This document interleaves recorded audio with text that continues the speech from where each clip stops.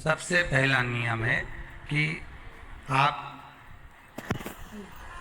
जिस दिन व्रत करो उसके एक दिन पहले भक्ति का संचार इस हृदय में करो। भक्ति का संचार इस हृदय में कर लीजिए। जिस दिन आप व्रत करो, जैसे एकादशी का व्रत कर रहे हो तो दशमी के दिन शाम का समय जब आवे, रात्रि जब होने लगे, शाम का समय आवे और रात्रि का आप जब भोजन ग्रहण करो तो उस भोजन में कोई ऐसा पदार्थ ग्रहण मत करिए जिस पदार्थ के कारण आपकी एकादशी बिगड़ जाए।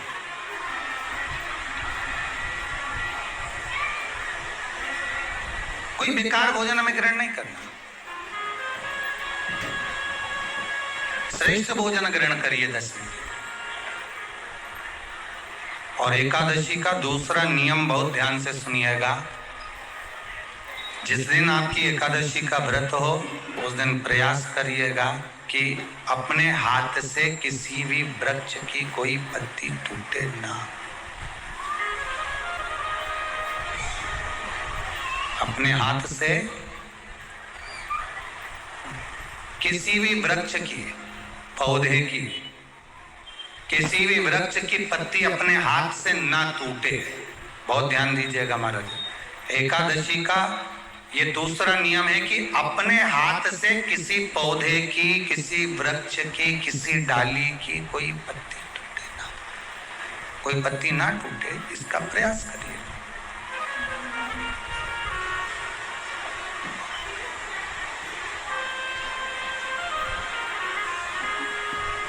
कितना सुंदर व्याख्यान कहा है, कितना सुंदर वर्णन है महाराज कि मात्र एकादशी का व्रत कर लेने पर, मात्र एकादशी का व्रत कर लेने पर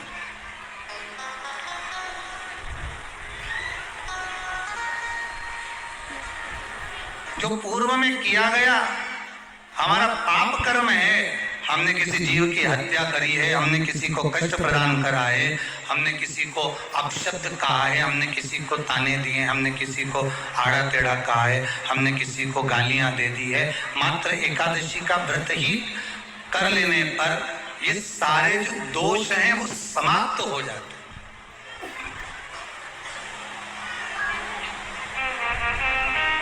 सारे दोष हमारे समाप्ति पर आ जाते हैं।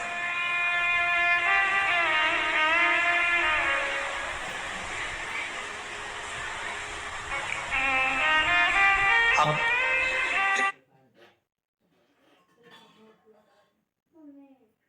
विचार करिएगा थोड़ा सा अपने मन में, अपने चित्त में, अपनी वृत्ति में एक बात उतारिएगा। एक अपने मन में एक बात को उतार कर रखिएगा कि आप अपने पाप को, अपने पाप कर्म को जिस दिन क्षीण करने वाले हो, समाप्त करने वाले हो, अपने पाप को आप जिस दिन समाप्ति पर लेकर जा रहे हो तो उसके एक दिन पहले आपको प्रसन्नता होना चाहिए कि नहीं होना चाहिए कि कल मेरा पाप कटने वाला है, कल मेरा पाप समाप्त होने वाला है। जो मैंने पाप कर्म करा है वो समाप्त होगा, जो मैंने पाप कर्म करा है वो कल समाप्त हो जाएगा। तो एक दिन पहले आपके चेहरे पर प्रसन्नता हो कि ना हो, और चेहरे पर वो प्रसन्नता आपके आना चाहिए कि कल मेरा एकादशी का व्रत है, आज दशमी है, कल एकादशी का व्रत है, तो कल मेरी जब एकादशी का व्रत रहेगा तो मेरा ना जाने कितना कितना पाप, कितना कितना असत्य, कितना कितना झूठ, कितना कितना प्रपंच वो समाप्त हो जाएगा। इसमें मुझे प्रसन्नता हो, इसमें मुझे आनंदता हो।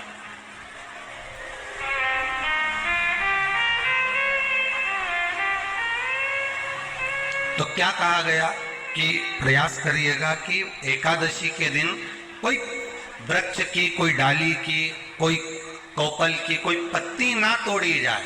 क्यों? तो कहा अगर उस पत्ती को हम तोड़ देते हैं, वृक्ष की पत्ती को या क्यारे में लगी हुई कोई डाली की पत्ती को हम तोड़ देते हैं तो एकादशी का पुण्य फल प्राप्त नहीं होता, एकादशी का कोई फल हमारे खाते में नहीं जाता, पुण्य फल प्राप्त। अब फिर बोले तुम चाहे तुमने मोरधन खाया हो, चाहे तुमने फिर चिप्स खाई हो, चाहे तुमने फिर व्रत का कितना ही सामान खा गए हो और तुमने सोचा कि आज मेरी एकादशी है, तो फिर उसका कोई फल प्राप्त नहीं है, उसका कोई सुख प्राप्त नहीं है आपको, फिर उसका कोई आनंद प्राप्त नहीं है आपको, फिर उसमें कोई आनंद की अनुभूति आपको नहीं मिल रही।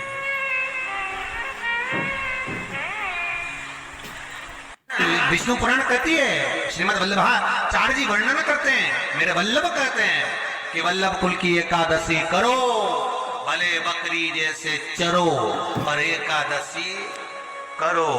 हमारे यहाँ तो शास्त्र कहता है एकादशी का व्रत भी करो तो मुंह उतार के मत करो रे। कोई फूल अगर मुरझा जाता है तो भगवान को नहीं दिया जाता, कोई फल बेकार हो जाता है भगवान को नहीं दिया जाता। तुम्हारे व्रत वाले दिन तुम्हारा मुंह उतरा रहेगा तो भगवान उसको स्वीकार करेगा। इसलिए बकरी जैसे चरो और एकादशी करो। जेब में भर लो मूंगफली का दाना,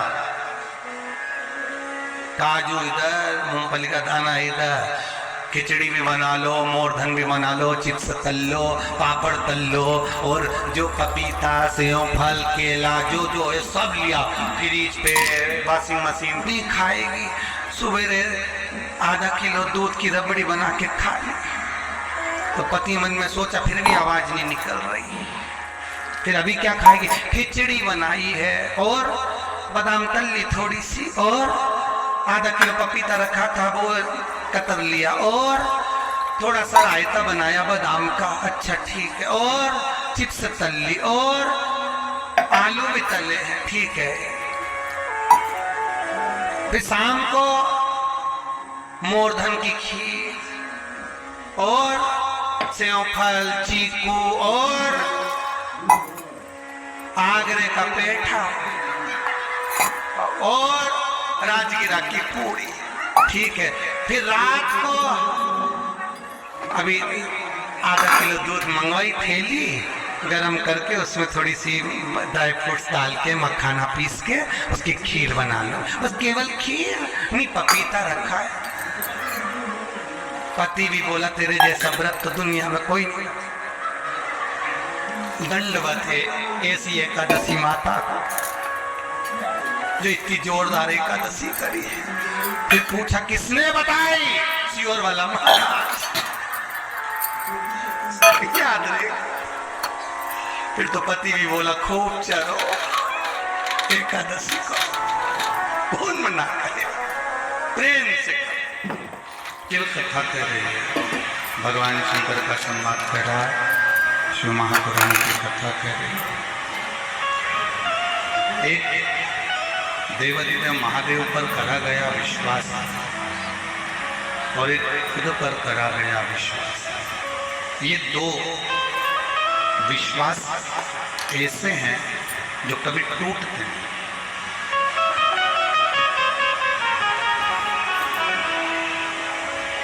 आप किसी मंजिल पर जाना चाहते हैं, आप किसी पद को पाना चाहते हैं, आप किसी स्थान पर जाना चाहते हैं, किसी स्थान को पाना चाहते हैं, तो सबसे पहला विश्वास भरोसा आपको खुद पर करना है।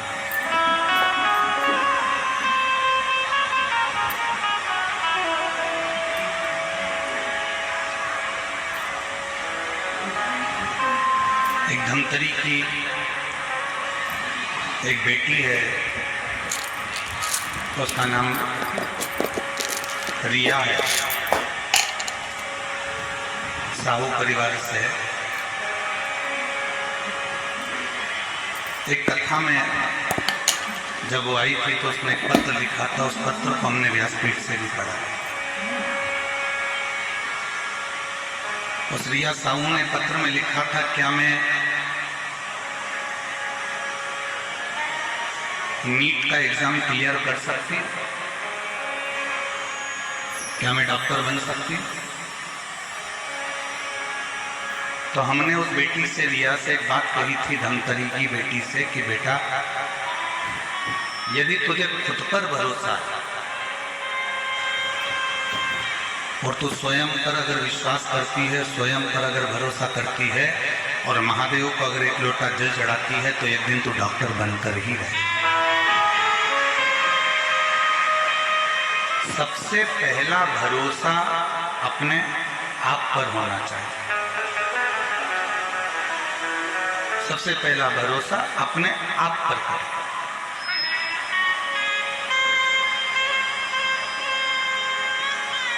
हम अपने आप पर भरोसा ही नहीं करें, हम अपने आप पर विश्वास ही नहीं करें कि मैं ऐसा कर सकता हूं क्या, मैं ऐसा कर सकती हूं क्या। कोई तुमसे कहे तेरी जन्म पत्रिका में कोई भी योग अच्छे नहीं, कोई तुमसे कहे कि तेरी हाथ की रेखा में कोई भी योग अच्छे नहीं, कोई तुमसे कहे कि तेरे घर का वास्तु भी अच्छा नहीं, उससे कहना कि मेरी पत्रिका बुरी है, मानती हूं, मेरे हाथ की रेखा बुरी है, मानती हूं, मेरे घर का ग्रह विकार है, मानती हूं, पर उससे कहना इन सबको पलटने की सामर्थ्यता मेरे महादेव में भी है और मुझे में भी है, इन सबको पलट सकते।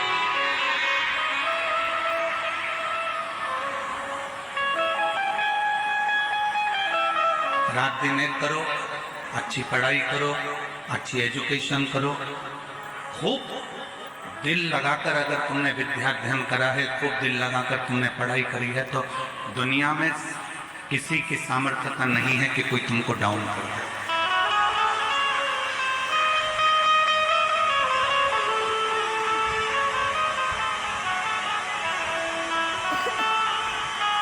किसी की सामर्थ्यता नहीं है कि कोई तुमको नीचे गिरा दे। मेरे शंकर भगवान उसी को उठाते हैं जो बहुत ज्यादा मात्रा में गिरा हुआ होता है।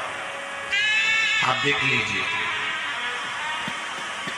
सारे देवताओं ने अच्छे अच्छे को पसंद किया, पर मेरे शंकर भगवान सर्प को अपने गले में धारण करते हैं, जिसको कोई नहीं अपने पास में रख सकता।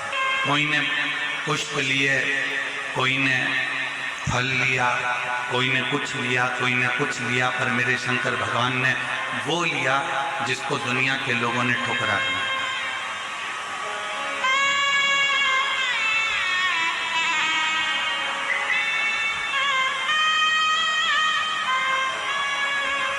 घुंगरी खुर्द के ग्रामवासियों से मैं एक बात पूछूं, उत्तर देना। लकड़ी जलाते हो, चूल्हा जलाते हो, सिगड़ी जलाते हो, कंडा जलाते हो, गोबरी जलाते हो, जो राख निकलती है उस राख को फेंकते हो कि नहीं फेंकते? जम के तो बोलो, फेंक देते हो ना? घोड़े पे ले जाके डाल देते हो, उसको घोड़े पे ले जाकर फेंक देते हो। उस राख को आपने घोड़े पर ले जाकर डाल दिया, वो राख तुम्हारे किसी काम नहीं, उस राख का कोई महत्व नहीं रहा, उस राख को तुमने ले जाकर घोड़े पे डाल दिया, गंदगी में पटक दिया। अब जिस राख की कोई कीमत ही नहीं है, मेरे शंकर भगवान ने उस राख को अपने तन पर धारण कर उसको भी कीमत वाला बनाया।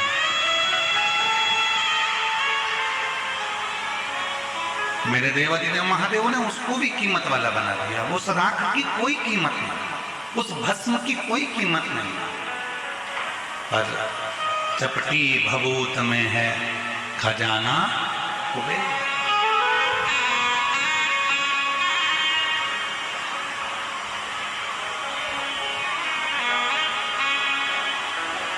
उसके तन पर अगर कोई भस्म भी आकर पड़ जाती है तो वो भी कीमत वाली हो जाती है, उसकी भी कीमत है।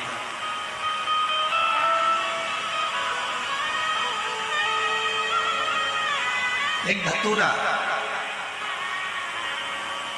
कांटे में लिप्त है, कांटों से बना हुआ है, वो धतूरे की कोई कीमत नहीं है, कोई देवता उसको स्वीकार नहीं करते, पर शिव जी उसको अपने तन पर धारण कर उससे श्रृंगार कर दिया।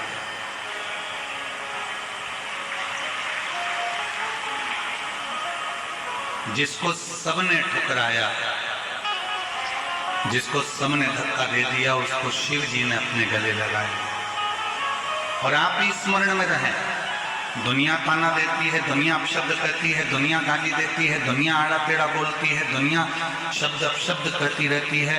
सारी दुनिया के लोग अगर आपको आड़ा टेढ़ा भी कहते हैं तो आपको टेंशन लेने की जरूरत नहीं है। आप शिव जी को एक लोटा जल चढ़ाते रहो, एक दिन मेरा भोला बाबा तुमको गले जरूर लगा।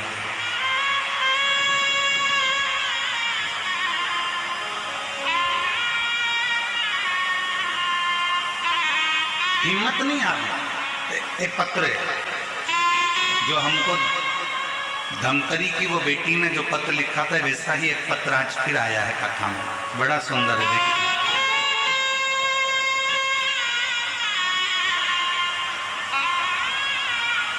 आज इस पत्र को पढ़कर उस बेटी की याद आ गई जिसने कहा था कि मैं डॉक्टर बन सकती हूँ।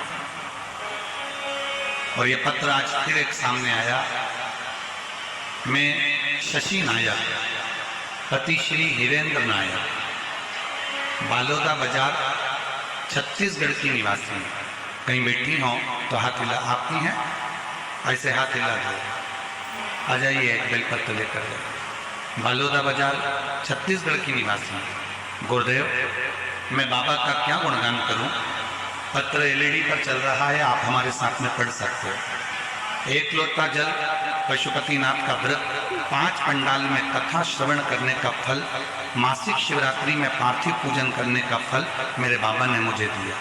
गुरुदेव, मेरी बड़ी बेटी 2 साल से मेडिकल के लिए नीट का एग्जाम दे रही, पर सफल नहीं हो पा रही, कुछ ही नंबरों से रह जाती। गुरुदेव, मेरी बेटी 2 साल बाहर रहकर कोचिंग पूरी मेहनत से करें, पर सफलता नहीं मिली। वो उदास हो गई। मैंने कहा, बेटा, मुझे मेरे बाबा पर पूरा विश्वास है, खाली नहीं छोड़ेगा। गुरुदेव कहते हैं, अपनी मेहनत को 4 गुना बढ़ जा। बाबा पे 1 लोटा जल समर्पित कर, बाबा तेरा हाथ पकड़ेंगे। गुरुदेव, बेटी ने अब घर में रहकर, जब सब दूर से हार गई, तब घर में रहकर पढ़ाई करना प्रारंभ करा, विद्याध्ययन करना प्रारंभ करा, खुद पर भरोसा करा और शिव पर भरोसा कर शंकर को 1 लोटा जल समर्पित करना प्रारंभ करा। एग्जाम का टाइम आया, मैंने उससे कहा कि एक बेलपत्र पर शहद लगाकर, उसको लगाकर अब तू एग्जाम के लिए जा। मेरी बेटी ने बीच की पत्ती पर शहद लगाया, एग्जाम पर जाने से पहले शिव जी को लगाया, रात दिन पढ़ाई करी और बाबा की कृपा से 2025 की नीट के एग्जाम को उसने क्लियर कर लिया, सफलता मिल गई। गुरुदेव, आज हमारी बेटी छत्तीसगढ़ में मेडिकल की MBBS की सीट मिल गई है और बाबा की कृपा से वो पढ़ाई कर रही है। ऐसी शिव की, कौन कहता है कि तुम्हारे भाग्य में सुख नहीं है? आ जाओ।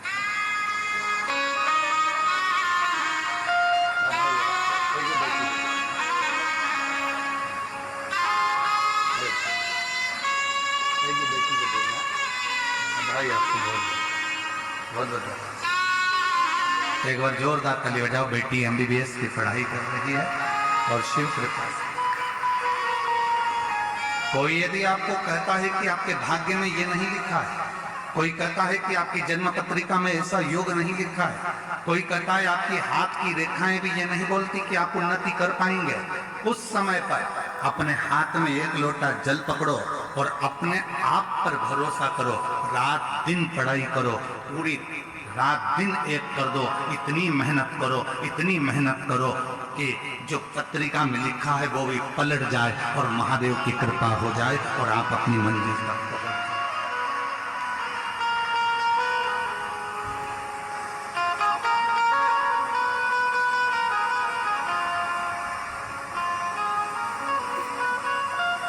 दुनिया के ना को हाँ में बदलने की सामर्थ्यता तुम में है। मेरे शिव जी ने उनको स्वीकार करा जिनको सबने नकार दिया। मेरे शंकर भगवान ने उनको स्वीकार करा जिनको लोगों ने धक्का मारकर निकाल दिया। हम आपसे पूछें, महाभारत का वन पर्व कभी पढ़िएगा। गीता प्रेस गोरखपुर से महाभारत खरीद कर लाना, उस महाभारत का वन पर्व पढ़ना। वन पर्व में, महाभारत के वन पर्व में जब पांडव सब कुछ हार गए, जब पांडव के पास में कुछ भी नहीं बचा, जुए में सब कुछ हार गए। तब भगवान कृष्ण को भी चिंता लग गई कि इन पांडवों ने सब कुछ हार दिया, सब कुछ। आज आप लाखों की संख्या में आए हो, शायद घुंगरी खुर्द की जिंदगी का पहला ऐसा मेला होगा जिसमें ये लाखों की भीड़ यहां समाई।